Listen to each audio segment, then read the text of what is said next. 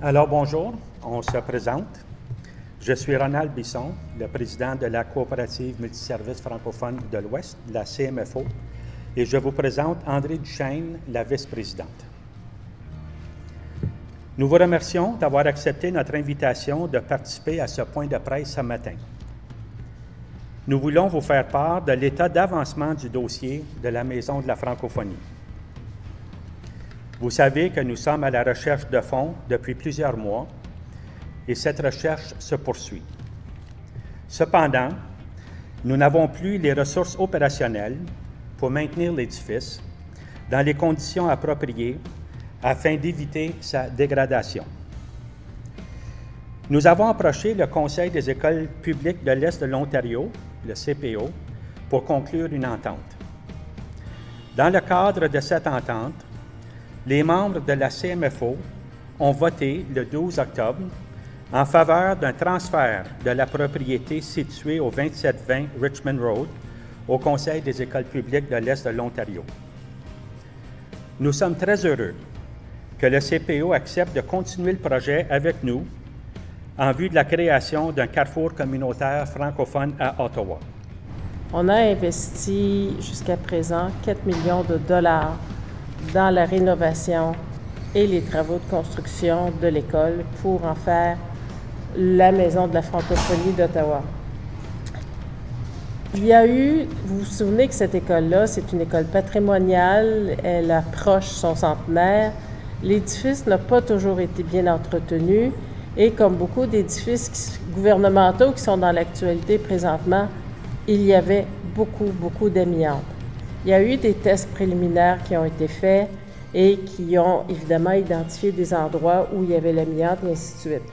Cependant, lorsque les travaux ont commencé, lorsque le contracteur a commencé les travaux, ils ont découvert de l'amiante dans des endroits où personne n'aurait pu soupçonner qu'il y en avait.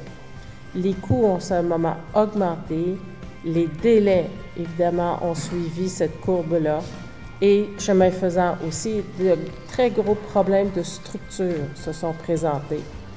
On avait des plans, les plans remontaient quand même à plusieurs années et les plans n'étaient pas exacts non plus.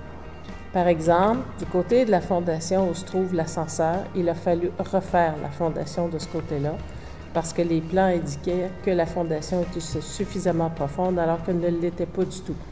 Donc, rapidement, les coûts se sont accumulés et les délais aussi. Ce qui fait qu'en septembre dernier, on a constaté que les fonds dont nous disposions ne seraient pas suffisants. Et on a commencé à ce moment-là à monter notre dossier pour obtenir du financement additionnel. Le défi que nous avions, c'est qu'on ne pouvait pas s'inscrire dans aucun des programmes existants. Certains programmes exigent une contrepartie de 50 %. On ne l'avait pas. Dans nos plans originaux, on avait pensé pouvoir obtenir un numéro de bienfaisance. On avait un plan pour une levée de fonds de 1,5 million de dollars. Et le numéro de bienfaisance a été refusé à 2 reprises. Au dernier refus, en décembre dernier, nous avions déjà reçu des engagements de la communauté de 606 000 $. Alors, 606 000 $. Alors, nous avons perdu cet engagement-là, n'ayant pas pu obtenir le numéro de bienfaisance. Alors, quand on parlait de contrepartie, ça devenait complexe. Il y a d'autres programmes qui existent à la province où ce qu'on peut avoir des projets avec, par exemple, un conseil scolaire et la communauté, mais parmi les critères, la propriété doit appartenir à un conseil scolaire. Oui, le CPO est très heureux d'embarquer dans ce projet-là. On était déjà des partenaires avec le CMFO depuis les tout débuts. On était un des locataires qui voulait quand même prendre certains espaces pour être capable d'offrir soit une halte garderie pour les plus tout petits ou encore des programmes pour les adultes, pour nos jeunes adultes. Maintenant, avec la décision que le CPO a prise à la table du conseil, on va regarder le tout et on va regarder qu'est-ce qu'on va faire avec ce site-là, tout en gardant une composante communautaire très importante, parce qu'on y croit énormément. Pour nous, c'est vraiment une occasion en or de mettre sur pied un carrefour communautaire dans la région d'Ottawa, un carrefour communautaire à Ottawa, dans l'ouest d'Ottawa et francophone. La ministre de l'Éducation a annoncé justement vendredi dernier qu'il y avait des fonds qui avaient été mis de côté dans le cadre de l'enveloppe de Carrefour communautaire, un montant de 50 millions de dollars, si je ne m'abuse, pour justement bâtir, pour qu'une composante scolaire puisse se bâtir à même les carrefours communautaires. Donc, on a évidemment l'intention d'aller se mettre en ligne pour obtenir certains de ces fonds-là, pour être capable de bâtir, de finir l'édifice comme tel. Le projet, pour nous, se chiffrerait plutôt dans les 7 millions parce que le 4 millions était pour terminer l'édifice, parce que l'édifice, présentement, c'est une structure qui a certains de l'amiante a été enlevé, etc., mais il y a beaucoup à faire à l'intérieur. Et également, le CMFO avait 2 phases. Il avait une première phase, puis je ne vais pas parler pour eux, là, mais je sais qu'il y avait une deuxième phase qui était la salle communautaire et le gymnase. Nous, on a besoin de cette salle communautaire-là et de ce gymnase-là pour compléter le projet.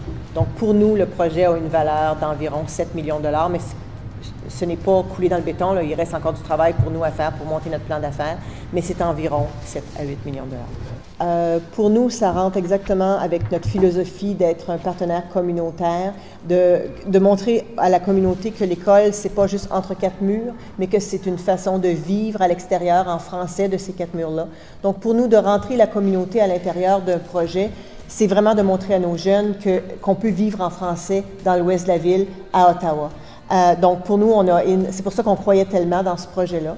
Évidemment aussi parce qu'on est en manque d'espace et que pour nous, c'est une occasion d'aller chercher des espaces additionnels pour pouvoir avoir des places additionnelles pour nos jeunes francophones de l'ouest de la ville.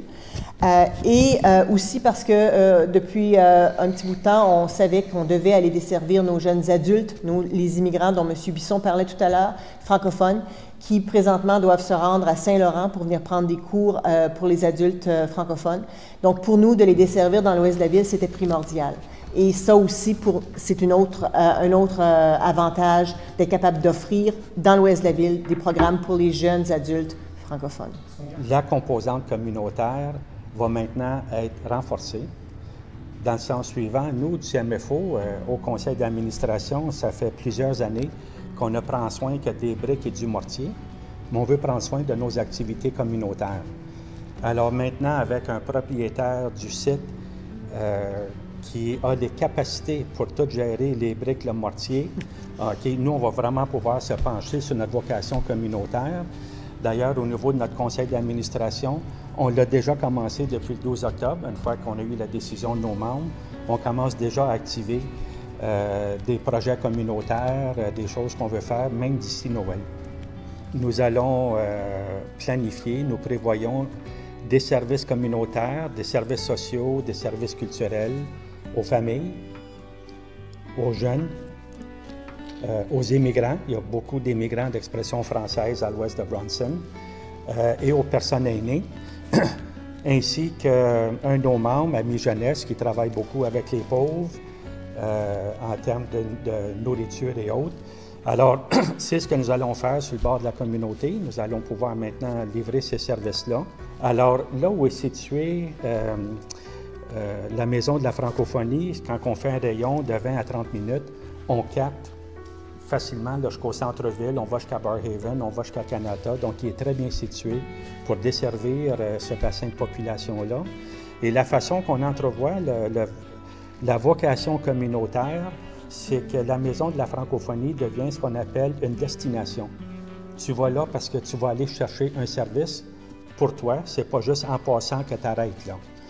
Et ça, il y a eu beaucoup d'études antérieures qui ont confirmé que dans une communauté minoritaire, si tu veux vraiment desservir les francophones, tu amènes tes services sous un même toit.